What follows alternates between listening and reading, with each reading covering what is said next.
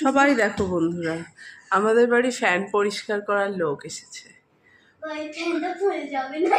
পড়ুক মাথার ওপরে, তারপর তো তুমি বুঝবে। সে নিজে একটা লিলিপুট, সে আবার ফ্যান পরিষ্কার করতে উঠেছে। ওটা তোমার কাজ নয়। কলিন?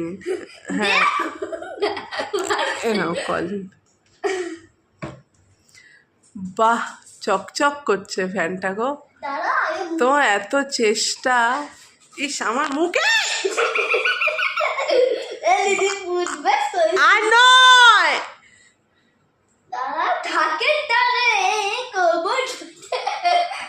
খুশিতে নাচে মন। বাহ, কি সুন্দর। নাচো নাচো।